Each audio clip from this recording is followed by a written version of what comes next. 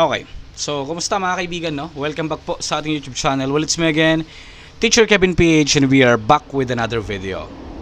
So, tinatanong nila kung hindi daw ba pwedeng mag-connect sa computer, no? Ang Surf to Sawa.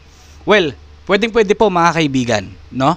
Ang disabled po doon is yung LAN port, yung LAN connection. Ibig sabihin, hindi kayo pwedeng gumamit ng LAN, no? Kung pang com shop ang plano ninyo, pang business na gagamitan nyo ng LAN cable, hindi talaga siya gagana. Pero sa mga laptop na pwede makakonect sa Wi-Fi directly, pwede po yan mga kaibigan. But still then, limited pa rin to 6 devices. Pero merong strategy na kung saan magiki-hotspot yung isang cellphone, ay magiki-connect yung isang cellphone sa main modem, then pa-hotspotan niya yung ibang mga phones. And isa dito mga kaibigan, papakita ko lang sa inyo kung paano yung ginagamit. Kasi ang gamit natin, desktop, no? Para mag-connect sa Surf to Sawa.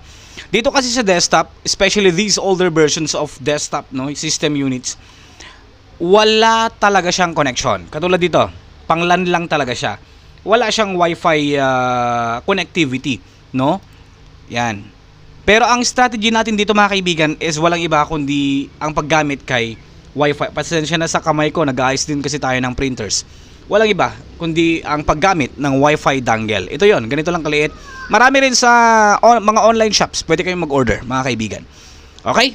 So, Wi-Fi dongle, then i-connect nyo lang sa isa sa mga USB ports ng inyong computer. Meron inyong iba, plug and play. Meron yung iba kailangan nyo i-configure sa network adapter settings doon sa my device manager. Papakita ko sa inyo. So, ito wala tayong Wi-Fi ngayon, no? Wala din tayong LAN cable. Siyempre, makikita nyo naman, Wi-Fi. Pag i-plug in natin to, yung USB dongle natin, plug in ko lang. Yan. Then automatically, meron yung iba makaka-connect dito. Meron din naman iba kailangan natin i-configure, such as this one. Punta tayo dito sa search bar. Then, punta tayo sa device manager. Naka-plug in na yun yung Wi-Fi dongle natin. And then, dito tayo sa my network adapters. Ito, magpapakita. Wireless LAN. USB 2.0 network adapter. Right click, update, browse for my computer, let me pick. Ito, click natin, next. Yan.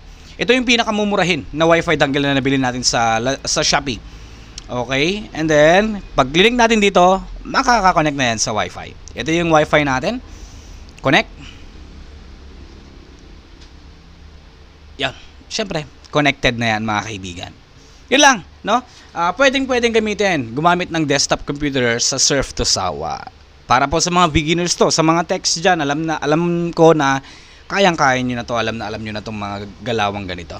Yun lang, maraming salamat sa inyong panonood at huwag nyo pong kakalimutan mag-subscribe.